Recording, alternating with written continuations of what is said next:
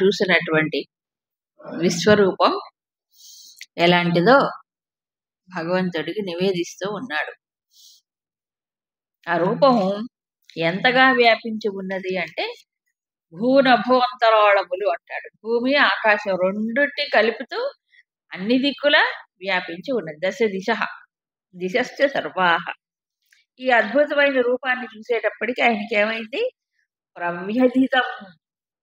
నా మనస్సు బాగా వ్యధ పొందింది. అది అద్భుతం, అది ఉగ్రం. అద్భుతమైతే వ్యధ కలగదు, అది ఉగ్ర రూపం. అందుకని ఆయనకి బాగా భయం వేసేది. అంటే భయం వల్ల బాధ. భయం అంటే ఏం భయం?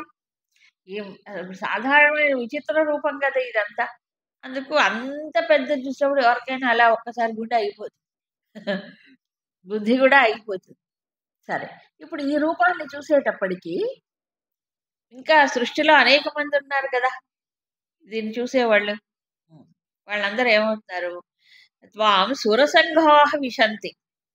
ఈ రూపంలో దేవతలందరూ కూడా ఏమయ్యారట? ఈ దేవతలందరూ ఉన్నారంటే ఏంటి అక్కడ? విశంతి. విశంతి అంటే ప్రవేశిస్తూ ఉన్నారు దేవతలు. కొంతమంది ఏమో ఏం చేస్తున్నారు? వీళ్ళందరూ ఆయనలోకి వెళ్ళిపోతుంటే భయపడుతూ ప్రాంజలయో గృణంతి, చేతులు ఇలా జోడించి నిలబడ్డారట. అంటే మా వంతు వస్తుందేమో, మేము కూడా దీంట్లో కలిసిపోవాలేమో అని. దేవతలు కూడా మామూలుగా దేవతలు అంటే అందరికీ తెలిసిన విషయం ఏమిటి? వాళ్ళకి చావు లేదు, అంతే కదా. దేవలోకంలో వాళ్ళకి చావు ఉండదు, మళ్ళీ భూలోకానికి వస్తే ఉంటుంది. అలాంటి దేవతలు కూడా భయపడుతున్నారు. అంటే దేవతలు కూడా తాత్కాలికమే కదా, దేవలోకంలో వాళ్ళు ఉండడం తాత్కాలికమే. అది కాబట్టి ఇలా నమస్కారం చేస్తున్నారు వాళ్ళు. మరి ఋషులు వాళ్ళందరూ సిద్ధులు వీళ్ళందరూ ఏమిటి? కొంచెం బాగా తత్వం ఎరిగినటువంటి వారు, సృష్టి తత్వము. అందుకని స్వస్తి ఉక్త్వా స్తువంతి. వీళ్ళు ఏం చేస్తున్నారట? దేవతలు, ఋషులు మాత్రం స్తువంతి. ఈ విశ్వరూపాన్ని చూసి వాళ్ళు చక్కగా అనేకమైన స్థుతులు, 1 కాదు 2 కాదు చేస్తూ ఉన్నారు వాళ్ళు. సరే, ఎందుకని? వాళ్ళకి అది ఆనందంగానే ఉంది, ఋషులకు భయం లేదు. ఇది భగవంతుడి ఒకానొక. ఈ రూపాన్ని వాళ్ళకి చూసే అవకాశం ఉండదుగా వాళ్ళకైనా. ఇలా ఈ మొత్తం వ్యాపించిన రూపాన్ని చూసేటువంటి ఉండదు. సో ఇప్పుడు ఏమైపోయిందంటే వాళ్ళే చూస్తున్నారు. కానీ విచిత్రం ఏంటంటే ఇప్పుడు వాళ్ళు చూస్తారు, వీళ్ళు చూస్తారు, మనం అంటున్నాం. ఇదంతా ఎవరు చూస్తున్నారు? అర్జునుడు చూస్తున్నాడు. అర్జునుడి యొక్క విశ్వరూప సందర్శనంలో వీళ్ళందరూ భాగాలు. ఎలాగైతే నా కలలో మీరు వచ్చినట్టు, నేను ఒక కల కన్నాను, నా కళ్ళ మీరందరూ వచ్చారు, వచ్చి మీరందరూ నేను ఏది చూస్తున్నానో మీరందరూ చూశారు. అది అంతే కదా. సో ఇప్పుడు వాళ్ళు చూస్తున్నట్టు అర్జునుడు చూశాడు. సో ఎవరెవరు ఎట్లా స్పందించారు దీన్ని అనేది అర్జునుడి యొక్క దృష్టి అది, అంతే కదా. అందులో చూడండి, అంతా బాధలో కూడా అర్జునుడు ఏం చూశాడు? అందరూ ఒక రకంగా స్పందించలేదు, అది గుర్తించగలిగాడు విశ్వరూప సందర్శనంలో. ఆయన ఒక్కడే కాదుగా. సో సృష్టి యావత్తు చూస్తారు. సృష్టి అంటే ఎవరు? అందులో అందరూ చూడరుగా. కౌరవులు పాండవుల గురించి చెప్పలేదు ఇక్కడ. దేవతలు వాళ్ళకి భయమే, ఋషులు మాత్రం స్తుతి చేస్తూ ఉన్నారు.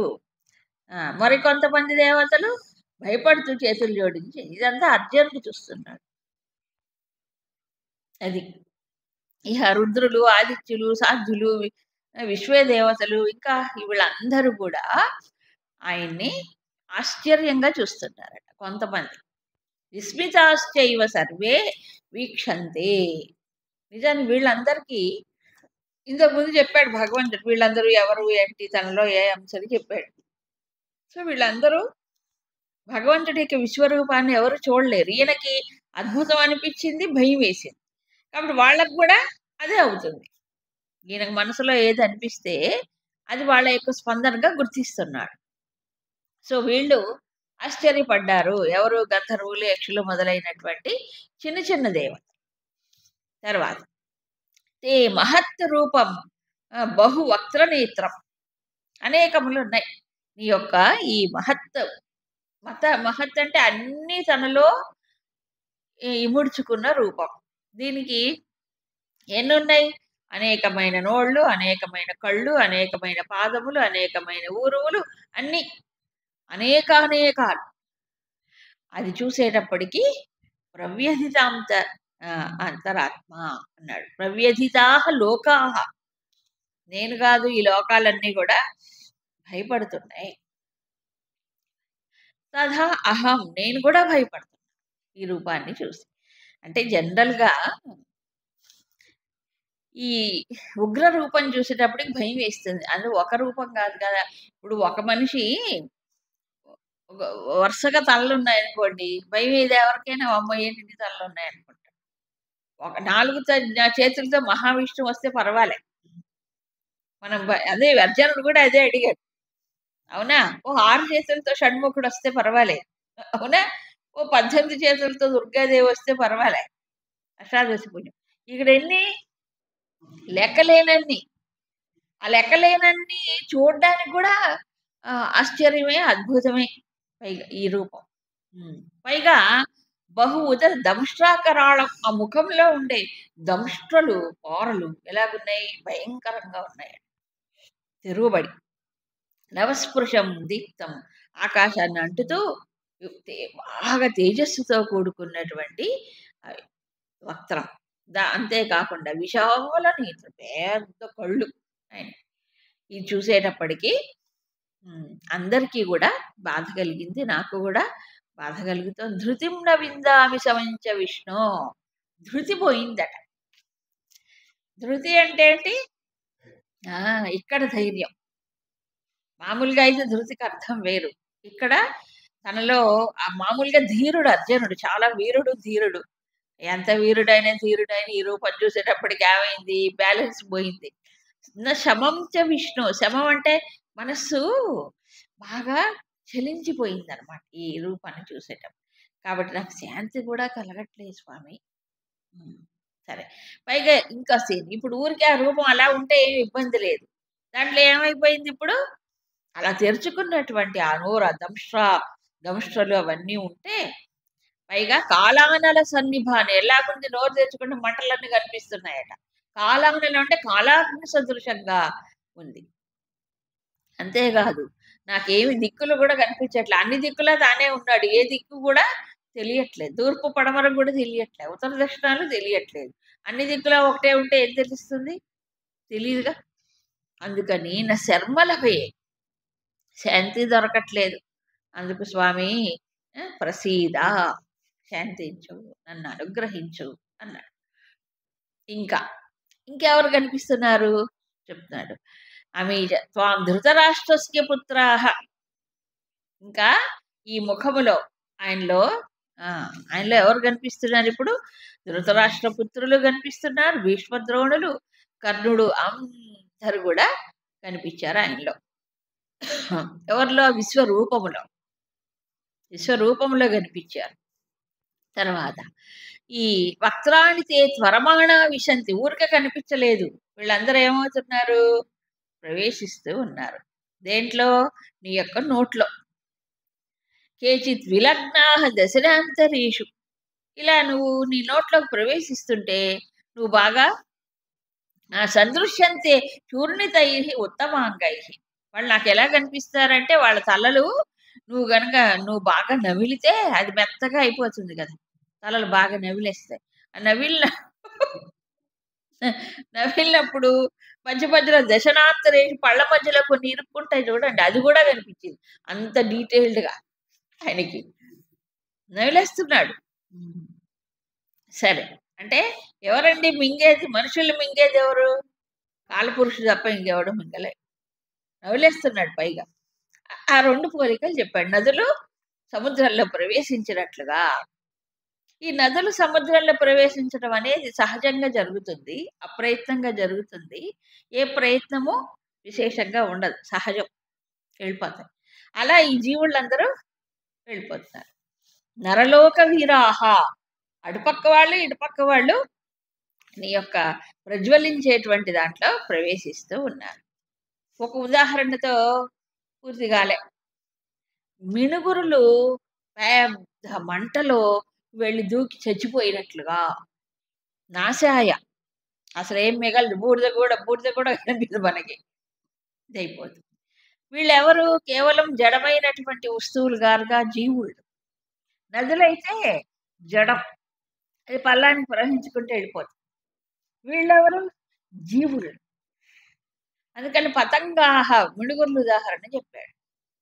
ఎలాగైతే మిడుగుర్లు ఆకర్షింపబడి వెళ్ళిపోతాయో, ఈ జీవుళ్ళందరూ కూడా వాళ్ళ నాశనం కోసమే వేగంగా ప్రవేశిస్తూ ఉన్నారు. ఎక్కడ ప్రవేశిస్తున్నారు? ఆయనలో. ఆయన ఎవరు ఇప్పుడు? ఇంతకు ముందు 8వ అధ్యాయం 9. అవశః, తప్పనిసరిగా ఈ జీవుళ్ళందరూ ఏమవుతున్నారు?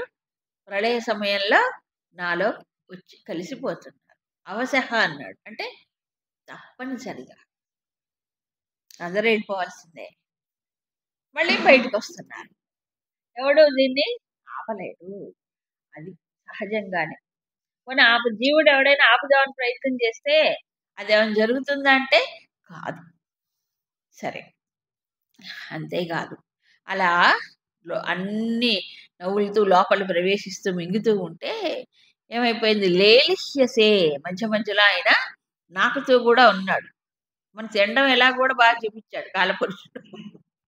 అవునా? ముందు నవలటం, నవలేటప్పుడు పళ్ళలు ఇరుక్కుపోవడం, మళ్ళీ నాలుకతో దాన్ని అదేంటి నాకటం అది కూడా చూపించాడు. పైగా ఆయన యొక్క తేజస్సు మొత్తం అంతా నిండిపోయి ఉన్నది. ఇలా నీ ఉగ్రమైనటువంటి దీంట్లో నోళ్లలో వీళ్ళందరూ వచ్చి పడుతున్నారు. ఓ విష్ణు, విష్ణు అన్నాడు ఇక్కడ. విష్ణు అంటే ఎవరు? మామూలుగా స్థితికారకుడు, అవునా కదా? ఇక్కడ ఏమున్నాడు? లయకారకుడుగా కనిపించాడు. అందుకు బ్రహ్మ విష్ణు మహేశ్వరులు అనేది మనము పురాణముల్లో ఒక్కొక్క పేరు పెట్టాడు. ఈయన ఇది చేసినప్పుడు బ్రహ్మ, ఇది చేసినప్పుడు విష్ణువు, లయం చేసినప్పుడు శివుడు, రుద్రుడు అన్నారు. కానీ ఉన్నది ఒకటే పరమాత్మ. సో విష్ణు అనే దానికి కేవలము ఇక్కడ శంఖచక్ర గదాధరి వైకుంఠవాసి విష్ణువే కాదు, మరెవరిప్పుడు? పరమాత్మగా చెప్తున్నాడు. అందుకని విశతి ఇది విష్ణోహో. విశతి అంటే సర్వవ్యాపకుడై ఉన్నవాడు విష్ణువు. విష్ణువు అంటే సర్వవ్యాపకుడై ఉన్నవాడు. కేవలం ఆ విష్ణువు కాదు. ఆ విష్ణువు అయితే మింగడుగా. ఆ విష్ణువు అయితే మింగడు కదా. మరెవరైనా పరమాత్మే అంటే పరమేశ్వరుడే. సరే, ఇప్పుడు ఇదంతా చూడండి, ఈయనే చూస్తున్నాడా? అప్పుడు ఆయన అడుగుతున్నాడు ఎవరిని? అందరినీ ఇలా మింగేసి చూసి ఉన్నటువంటి ఆయన గురించినటువంటి చూసిన ఈయనకి ఇది బుర్రపోయింది కదా, మతిపోయింది అనమాట కాసేపు. అందుకని భయం వేసింది, శాంతి దొరకట్లేదు. అందుకని ప్రశ్నిస్తున్నాడు ఆయన్నే. ఇప్పుడు ఆయనతోనే మాట్లాడుతున్నాడు, విశ్వరూపుడితోనే. ఆఖ్యాహి మేకో భవానుగ్రరూపః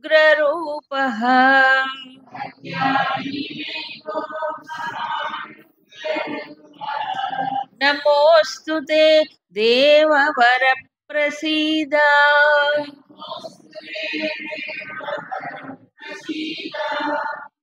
విజ్ఞాతుమిచ్ఛామి భవం తమాద్యం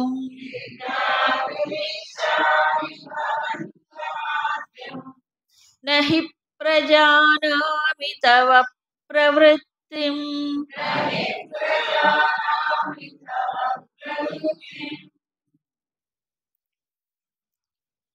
నమోస్తుతే దేవవర, దేవతలందరిలో కల్లా శ్రేష్ఠుడైనటువంటి ఓ భగవంతుడా, నమః తే అస్తు, నీకు నమస్కారం అని చెప్పి మళ్ళీ ఏమంటున్నాడు? ప్రసీద. ప్రసీద అంటే నన్ను అనుగ్రహించు. ఎందుకు? అది చూస్తే భయం వేస్తుంది కదా, అందుకని. సరే. ఇప్పుడు స్వామి ఆఖ్యాహి ఆ! మే కో భవాన్ ఈ ఉగ్ర రూపము కలిగినటువంటి నీవు ఎవరు అని అడుగుతున్నాడు. అంటే ఇంతకుముందు ఎప్పుడు ఈ రూపం చూడలేదు కదా! ఈ రూపం ఎప్పుడూ కూడా ఇంతకుముందు చూడలేదు. దాని గురించి వినలేదు శాస్త్రాల్లో గూడా ఎక్కడ. అది. శాస్త్రాల్లో ఇంతకుముందు ఎప్పుడూ గూడా ఈ రూపము ఎక్కడ వ్యక్తము కాలేదు. అందుకని అడుగుతున్నాడాయన. చెప్పండి స్వామి మీరెవరు ఇంతకి? ఇంత ఉగ్ర రూపాన్ని ధరించిన భవాన్ కహ మీరెవరు? మాకు చెప్పండి.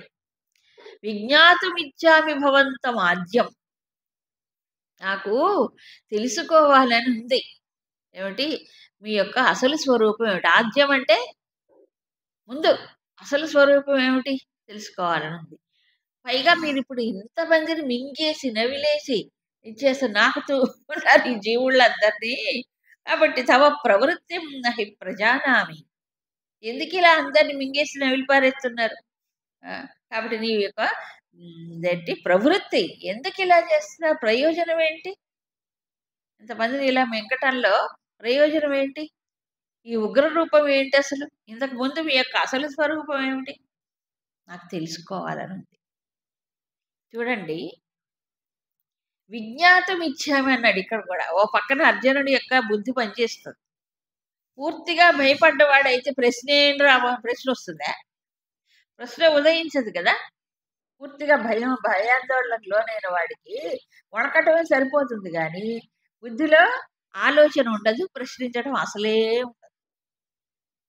ఉంటుందా? ఉండదు. కాబట్టి ఈయనెవరిప్పుడు? ఓ పక్కన ఆలోచిస్తున్నాడు. భయమే కాదు. భయం అనేది సహజం. ఎందుకంటే ఓ చిన్న మానవుడు కదా! ఇంత పెద్ద రూపాన్ని చూస్తే ఎవరికైనా భయమే. అయితే ఇక్కడ ప్రశ్న కూడా వేస్తున్నాడు. మీరెవరు ఇంతకీ? భవాన్. కో భవాన్ ఇంత ఉగ్ర రూపం అనేది ఎప్పుడు వినలేదు, చూడలేదు కదా! అందుకని. పైగా ప్రసీద ఓ పిటిషన్ కూడా ఏసాడు. అనుగ్రహించు స్వామి. మళ్ళీ తర్వాత ఎందుకంటే తాను కూడా వెళ్ళిపోతాడు ఇంకాసేపట్లో అంటే. ఉంటుంది గదా! ఎందుకిలా మింగుతున్నారు? ప్రవృత్తి. ప్రవృత్తి అంటే ఏంటి? ఓ పని చేయటం. ముందుకెళ్ళి ఓ పని చేయటం. ఇలా మింగటమేనా మీ పని అసలేమిటి? అందుకు నాకు తెలుసుకోవాలంది. భవంతం ఆద్యం. ఆద్యం అంటే అసలు స్వరూపం. ఒరిజినల్. ఇది నిజమేనా? ఒరిజినల్‌గా అసలు మీరు ఇలా మింగటమేనా మీ పని? ఇంకేమీ లేదా? ఈ లోకాల్ని మింగటము, మనుషులందరినీ, జీవులందరినీ ఇలా మింగటమేనా పని? అంటే మృత్యువు ఇలా ఉండడు గదా! మామూలుగా పురాణ ఇతిహాసంలో మృత్యుదేవత గురించి చెప్పారు. మామూలు మృత్యుదేవత. ఎవరు? యముడు ధర్మరాజు గురించి చెప్పాడు. అంటే యముడు మృత్యుదేవతగా వచ్చినప్పుడు అలా ఉంటాడు అని తెలుసు. ఈయనెవరు మరి? మృత్యుదేవత కాదు. మృత్యువుకి మృత్యువు. మామూలు మృత్యుదేవత అయితే ఒకడినే తీసుకుపోతాడండి. అవునా కాదా? ఏదైనా పెద్ద యాక్సిడెంట్ అయితే గ్రూప్‌గా తీసుకుపోతాడు. అంతేనా కాదా? ఓ ట్రక్కులోనో, లారీలోనో తీసుకుపోతాడు ఏదైనా. ఈయనెవరు మరి? అదే అర్థం కాలే. మృత్యుదేవత ఏమవుతుందంటే చచ్చిపోయింది అంటే చావు కారణం ఆయనే అనుకోండి. తీసిపోదు. ఇది అలా కాదు కదా! మింగుతున్నాడు. ఈ రూపాలన్నీ ఆ నోట్లోకి వేగంగా వెళ్ళిపోతూ ఉన్నాయి. వాళ్ళు కొరుకుతున్నాడు, నవ్వులుతున్నాడు, చంపరిస్తున్నాడు. భయంకరంగా అన్ని ఆ నోళ్ళన్నీ మండిపోతూ ఉన్నాయి. మొత్తం అంతా వెలుగుంది. ఆశ్చర్యమే. ఒక్కసారి ఊహించుకోండి మనసులో ఈ దృశ్యాన్ని. ఊహించుకుంటే ఆశ్చర్యమే కదా! పైగా అన్ని దిక్కుల ఆ నోళ్ళు అవే ఉన్నాయి. అన్ని పక్కల పైన, కింద ఎటు చూసినా అదే. ఇప్పుడు తానొక్కడే ఉన్నాడు. మిగతా వాళ్ళు ఎవరు లేరు. అందరూ వెళ్ళిపోతున్నారు. అందుకు నాకు శాంతి కలగట్లేదు. అందుకు స్వామి శాంతించండి. ఎవరు ఇంతకి ఎందుకిలా మింగేస్తున్నారు? భగవంతుడు సమాధానం చెప్తున్నారు. శ్రీ భగవానువాచ కాలోస్మి లోకక్షయకృత్ ప్రవృద్ధః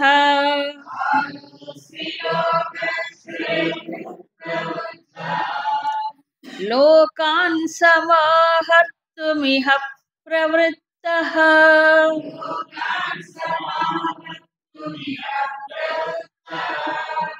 ऋतेऽपि त्वां न भविष्यन्ति सर्वे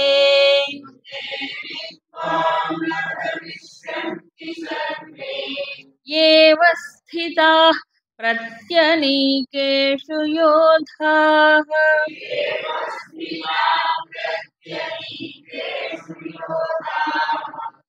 భగవంతుడు సమాధానం చెప్తున్నాడు.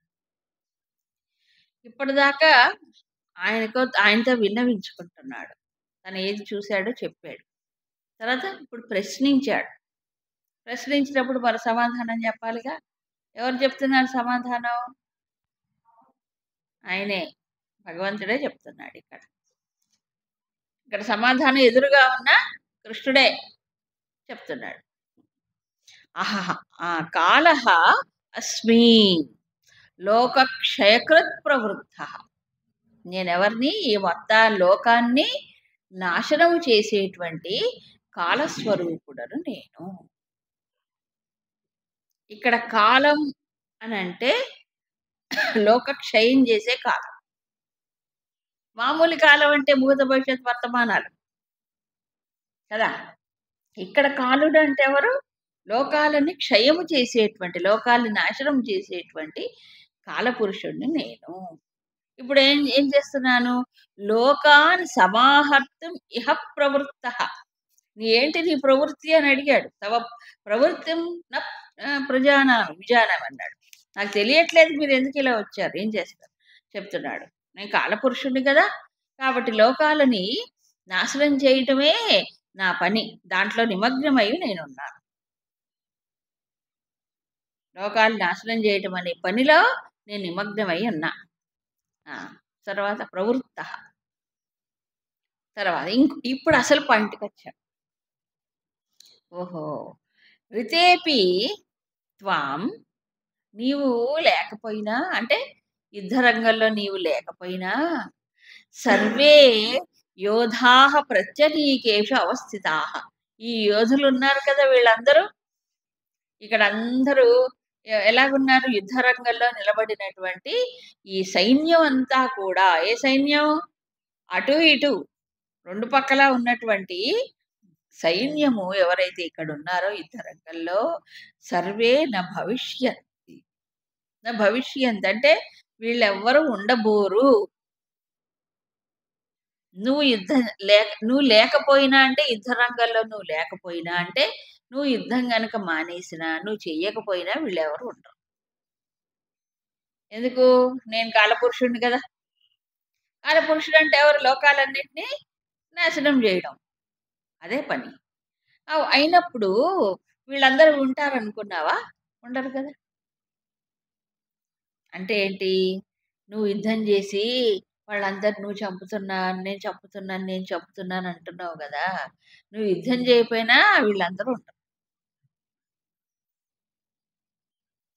ఇక్కడ ఒక సందేశం ఇవ్వాలనుకున్నాడు భగవంతుడు. అంటే ఎవడికి వాడు ఏమనుకుంటాడంటే, నేనే చేసేస్తున్నా, ఇదంతా నేనే చేసేస్తున్నా అనుకుంటాడు.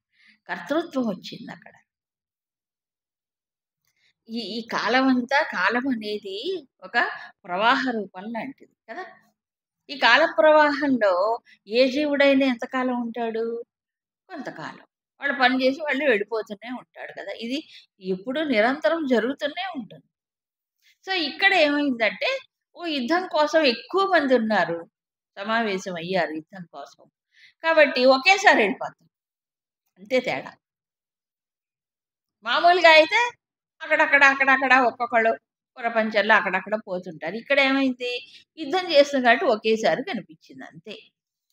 అందుకని కౌరవులైనా పాండవులైనా, అంటే కొంతమంది ఉండేవాళ్ళు ఉంటారు, పోయేవాళ్ళు మాత్రం వెళ్ళిపోతారు. వీళ్ళు ఉన్నవాళ్ళు మాత్రం ఎంతకాలం ఉంటారు? ఎప్పుడైనా కాలపురుషుల్లో కలిసిపోవాల్సిందే కదా.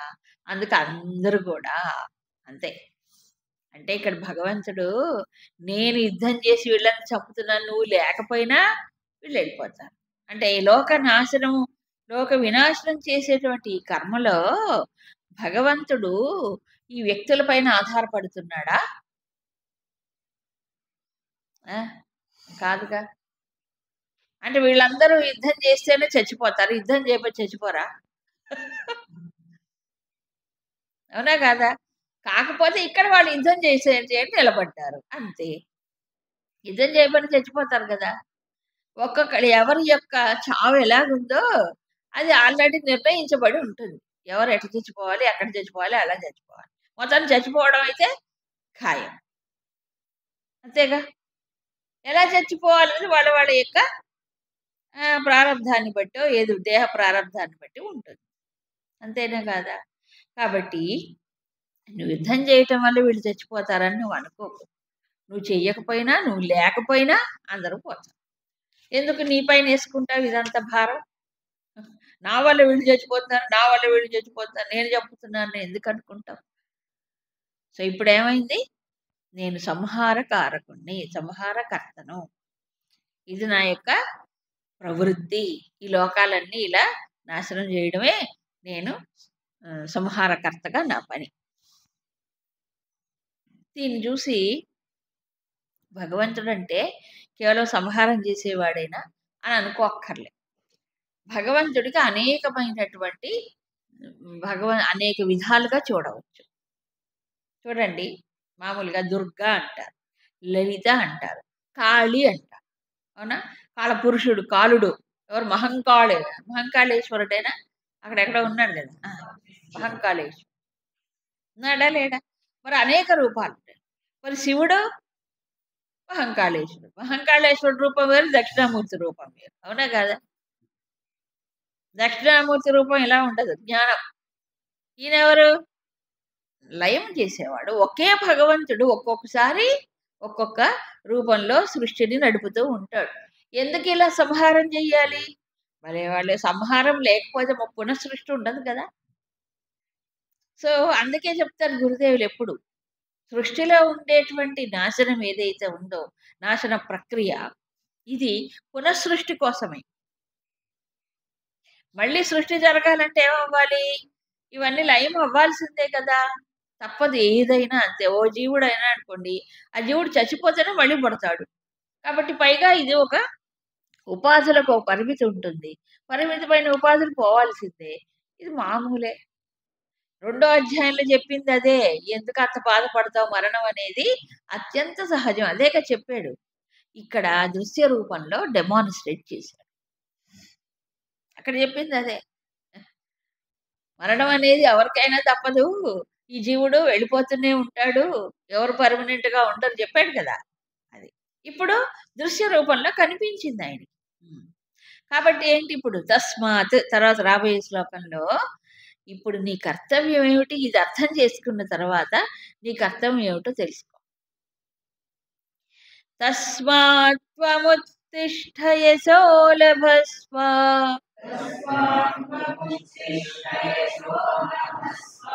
జిత్వా శత్రూన్ భుంక్ష్వ రాజ్యం సమృద్ధం.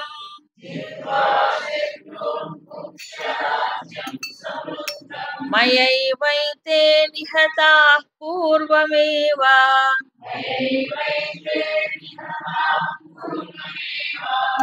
నిమిత్తమాత్రం భవ సవ్యసాచిన్.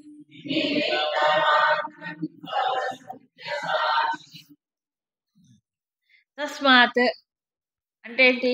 నువ్వు యుద్ధం చేయకపోయినా వీళ్ళెవరు ఇక్కడ ఉండరు, ఎలాగో వెళ్ళిపోవాల్సిందే, నాలో ప్రవేశించాల్సిందే, కాలపురుషుడై నాలో. అందుకని తస్మాత్ త్వం ఉత్తిష్ఠ. ఇప్పుడు చతికిలబడి ఉన్నాడు కదా, అస్త్రాన్ని వదిలిపెట్టేసి ఉత్తిష్ఠ లే. ఏం చేయాలి స్వామి? జిత్వా శత్రువుని సంహరించి సమృద్ధం రాజ్యం భుంక్ష్వ, సమృద్ధమైన రాజ్యాన్ని అనుభవించు.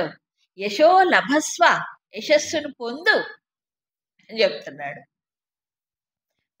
వీళ్ళందరినీ కూడా శత్రువులని జయించు. కింద కూర్చున్నావు అస్త్రాలను వదిలిపెట్టి. కాబట్టి నువ్వు ఇప్పుడు మంచి అవకాశం వచ్చింది కదా, కాబట్టి శత్రువుని జయించు, చక్కగా రాజ్యాన్ని పొందు, యశస్సును పొందు, దానివల్ల కీర్తి వస్తుంది కదా నీకు. ఇంకా ఇంకో మాట అంటున్నాడు, మయా ఏవా ఏతే పూర్వమేవ నిహతాః. ఓ పిచ్చివాడా, వీళ్ళు ఇంతకు ముందే నా చేత సంహరించబడ్డారు. ఎప్పుడు చంపేసాం? వాళ్ళందరూ ఎదురుగున్నారుగా. ఎదురుగానే ఉన్నారుగా. ముందే సంహరించబడ్డారంటే ఏంటి? Date of death is already written. అవునా? వాళ్ళు ఎప్పుడు పోవాలనేటువంటిది date of birth, date of death ఒకేసారి రాస్తాడాయన. అవునా కాదా? చచ్చిపోయేవాడు రాస్తాడు. కానీ ఎవడేం మార్చలేడు. ముందు ఆల్రెడీ చచ్చిపోయారు. అంటే కాలములో వీళ్ళు కలిసిపోతారు ఎప్పుడైనా. నేను కాలపురుషుడిని కదా! లోక క్షయం కోసమే వచ్చాను కదా! కాబట్టి ఆల్రెడీ వీళ్ళు చంపబడ్డట్టే లెక్క. నా చేత చంపబడ్డట్టే. హ్మ్. మరి నేనేం చేయాలి స్వామి? నువ్వు నువ్వు వాళ్ళని చంపటం అనేది నిమిత్త మాత్రమే. కేవలము ఒక పరికరంగానే నువ్వు ఉంటున్నావు అక్కడ. అందుకని నిమిత్త మాత్రం భవ.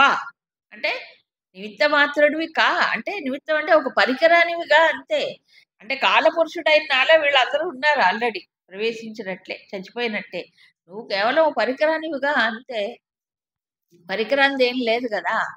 నువ్వు చంపినట్టు అనుకుంటావేంటి? ఆ!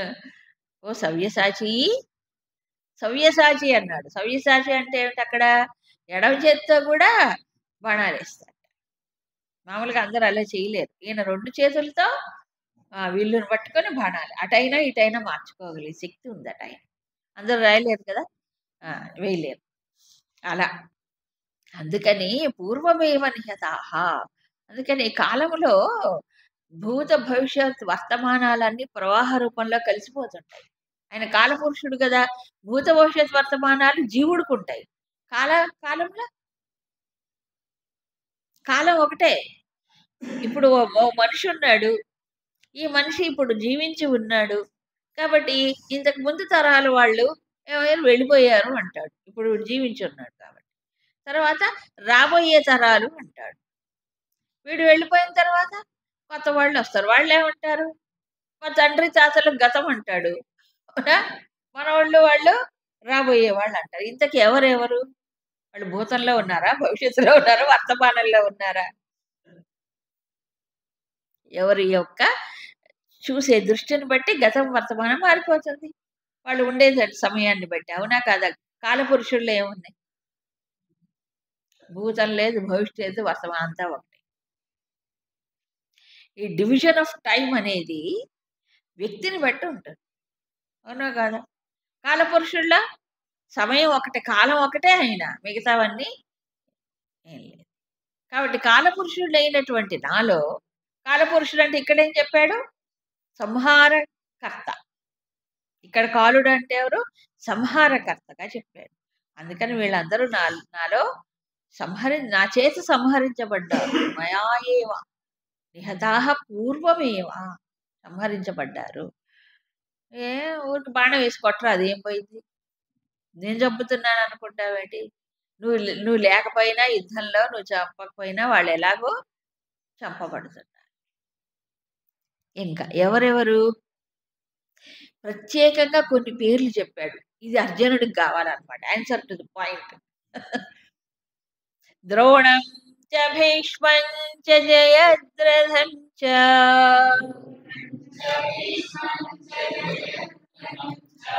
కర్ణం తథాన్యానపి యోధ వీరాన్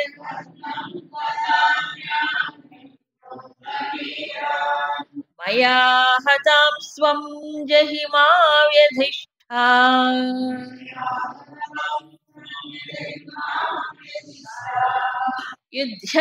యుధ్యస్వజేతాసి రణే సపత్నాన్.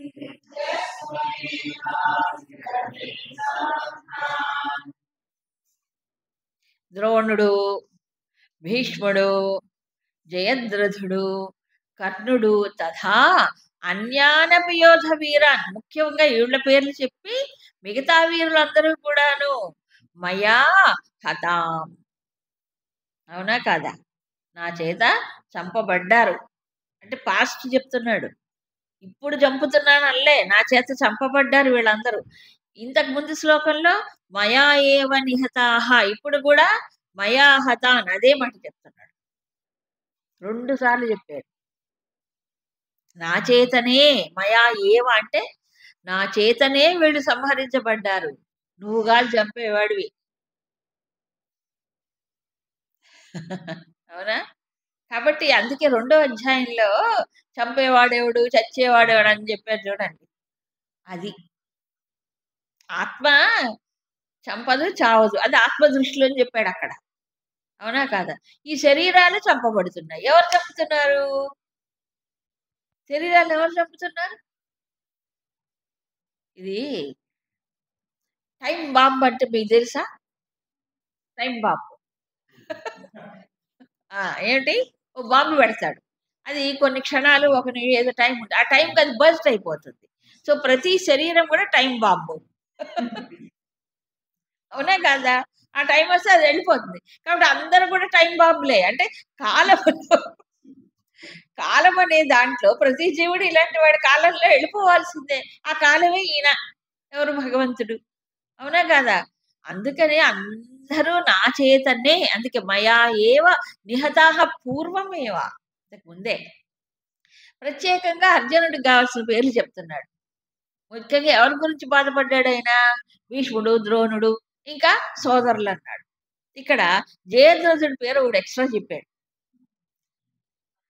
ఆ! కర్ణుడు. కర్ణుడేమో శత్రుభావంతో జయించాలి అంటాడు. కర్ణుడు ఎప్పుడు చూసినా ఓడించాలి, జయించాలనుకుంటాడు. కానీ ఈ వీళ్ళ ఎడల అలా లేదు. ఎవరు? భీష్మద్రోణుల ఎడల పూజ్యభావం. వాళ్ళని చంపుతున్నాననే బాధపడతాడు. ఇక ఈ జయద్రథుడెవరు?